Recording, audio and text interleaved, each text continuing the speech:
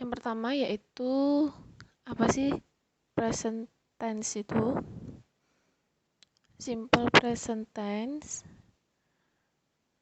merupakan tenses yang digunakan untuk satu, membicarakan sesuatu yang umum atau general truth, seperti the sun sunsets in the west. The sun sunsets in the west artinya matahari terbenam di barat. Itu adalah sesuatu yang umum ya, atau fakta biasanya. Karena pasti matahari tenggelam di barat. Nomor 2, Indonesia has two seasons, wet and dry seasons. Indonesia memiliki dua musim, musim hujan dan musim kemarau. Itu pasti, karena fakta sudah. Jadi, menjelaskan sesuatu yang umum itu memakai simple present tense. Oke, yang kedua, yaitu sesuatu yang selalu terjadi berulang-ulang atau habitual action. Contohnya, I teach English at SMP 1 Siliragung every Monday. Saya mengajar bahasa Inggris di SMP 1 Siliragung setiap hari Senin. Jadi menceritakan sesuatu yang yang pasti dilakukan dan di hari yang sama, di waktu yang sama. Kayak ini mengajar bahasa Inggris setiap hari Senin itu pasti. Setiap hari Senin selalu mengajar bahasa Inggris. Atau ibu makan siang pada pukul 1 siang. Jadi setiap hari ibu tuh pasti makan pukul 1 siang. Kayak kita mandi 2 kali sehari, kan selalu mandi 2 kali sehari. Terus misalnya kita belajar bahasa Inggris setiap hari Rabu, gitu. Atau kita masuk sekolah dimulai setiap jam 7.30. Itu adalah habitual actions atau sesuatu yang selalu terjadi berulang-ulang. Nomor 3 yaitu digunakan untuk menyatakan kegiatan yang sudah direncanakan atau terjadwal. Barusan yang saya sebutkan juga, the course begins at 9 o'clock. Pelajaran mulai pada jam 9. Ini harusnya jam 9 pagi, bukan jam 9 malam. Jadi pelajaran kita selalu dimulai jam setengah 8 pagi gitu. Jadi menggunakan atau menyatakan kegiatan yang sudah direncanakan atau terjadwal. Kalau kayak misal sekolah dimulai tanggal 10 Januari ya. Kemarin Senin itu tanggal berapa gitu, 11 Januari gitu. Itu kan sudah direncanakan atau sudah terjadwal sebelumnya oleh sekolah. Jadi menggunakan simple present tense. Nah, selanjutnya yaitu digunakan untuk menyatakan kegiatan yang terjadi sekarang. Yang terjadi sekarang, misalnya saya mengajar bahasa Inggris hari Rabu. Artinya hari Rabu ya hari ini, berarti sekarang. Seperti contoh di sini, I sit beside you. Saya duduk di sampingmu. Kayak keadaan yang terjadi sekarang itu memakai simple present tense. Simple present tense itu terbagi menjadi dua pola kalimat, yaitu verbal dan nominal. Verbal itu apa sih? Verbal itu adalah simple present tense yang menggunakan kata kerja yang menunjukkan sebuah aksi atau tindakan. Pada dasarnya verbal itu artinya kata kerja atau suatu tindakan pekerjaan. Di dalam bahasa Inggris kan ada kata kerja, kata sifat, subjek, sama seperti bahasa Indonesia. Contoh kata kerja study, walk, go, eat, drink, speak, hear, seperti itu.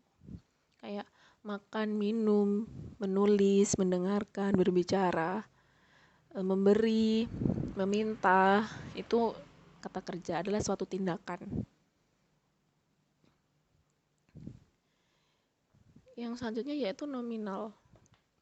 Nominal adalah kata kerja be atau biasa disebut to be.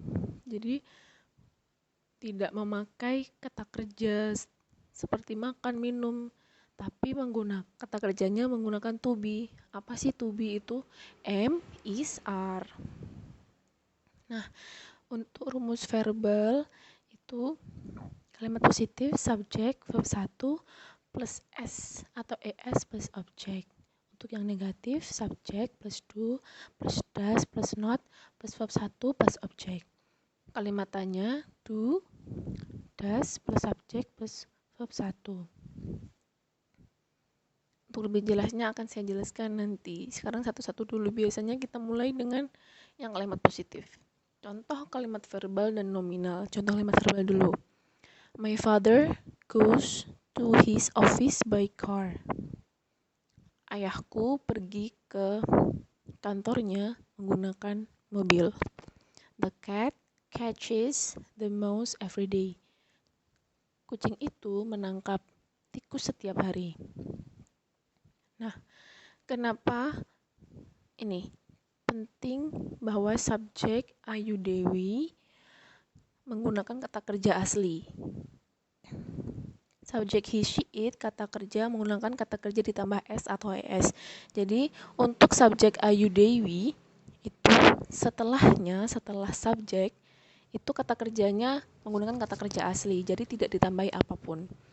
Kalau untuk subjek he, she, it itu kata kerja menggunakan kata kerja ditambahin s atau es. Nah, aturannya kapan kata kerja tersebut ditambah s atau es, cara membedakannya yaitu ketika kata kerja tersebut berakhiran s, sh, ch, x, z atau o mendapatkan akhiran es. Contoh go menjadi goes. Kan akhiran o jadi ditambah es. Pokoknya yang berakhiran sh, ch dan semuanya ini sudah ada di contohnya. Ini contohnya kok nggak muncul ya? Contohnya kok hilang. Di sini ada contohnya harusnya.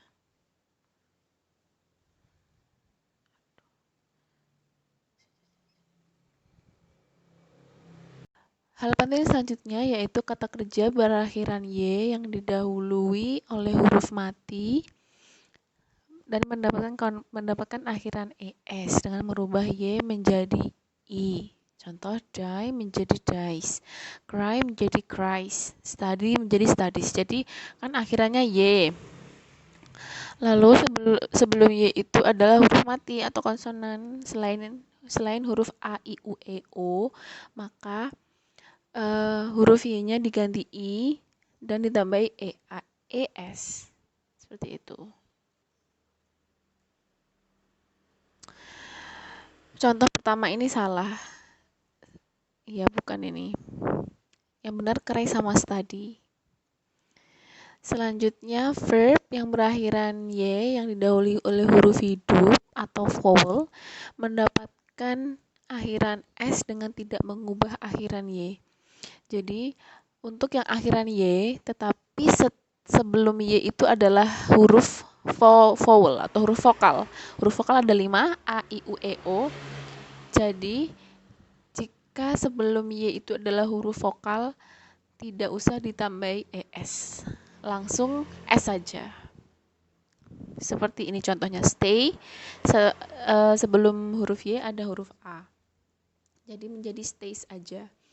Enjoy menjadi enjoys. Ditambahin s saja. Aturan selanjutnya yaitu selain kata kerja yang disebutkan, aturan-aturan yang sudah disebutkan di sini seperti kata kerja berakhiran s, sh, lalu berakhiran y sebelum berakhiran y itu adalah huruf mati sehingga y-nya diganti menjadi i lalu ditambah es, atau berakhiran y tetapi sebelum y itu adalah huruf vokal a, i, u, e, o, maka hanya ditambahi s saja. Selain aturan di atas, semua kata kerja hanya tinggal ditambahi s ketika ketika subjeknya adalah he, she, it. Gitu. He, she, it, ingat he, she, it itu suka s. Ayu Dewi nggak suka s. Jadi setiap ada subjeknya he, she, it atau nama orang pengganti he, misalnya father atau Budi atau Norman atau Rio gitu, itu pasti kata kerjanya suka S atau ES, tergantung kata kerjanya apa. Kalian ingin menggunakan kata kerja apa? Misalnya Budi membeli buku, berarti Budi buys book. Akhiran Y, buy, B-U-Y. Tetapi sebelum Y adalah huruf vokal, yaitu U. Jadi,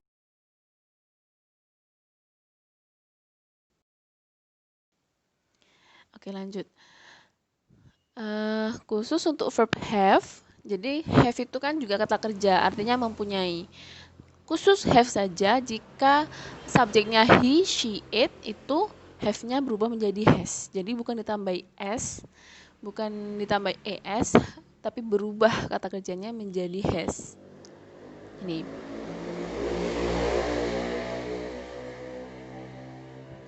Paham ya? Oke lanjut, sekarang rumus nominal simple present tense bisa diperhatikan sendiri. Jadi bedanya verbal itu setelah subjek itu memakai kata kerja dan ditambahi s atau es atau tidak, tergantung subjeknya apa. Jika rumus nominal itu setelah subjek bukan kata kerja tetapi memakai to be. To be ada 3, ada am, is, dan are. Nah ini contohnya. Am digunakan untuk subjek I. Subjek ada I, you, they, we, he, she, it. Jadi khusus I itu to be-nya am. To be-nya is itu untuk he, she, it. To be are digunakan untuk subjek I, you, they, we. Seperti contoh pada kalimat my mother is happy. Ibuku senang. He is handsome. Dia tampan. Arman is a doctor. Arman adalah seorang dokter. Gitu. Arman menggunakan subjek pengganti he dari he. Karena Arman kan laki-laki, nama orang laki-laki. Seperti itu. Jadi tidak menggunakan kata kerja melainkan menggunakan to be. Itu adalah contoh kalimat nominal. Baik. Selanjutnya adalah tugas. Silahkan cek tugas masing-masing. Diperhatikan perintahnya apa. Jika ada yang ditanyakan, silahkan bertanya di WhatsApp group. Sekian dari saya penjelasannya. Bila ada salah kata dan error, mohon dimaafkan. Terima kasih sudah mendengarkan. Wassalamualaikum warahmatullahi wabarakatuh.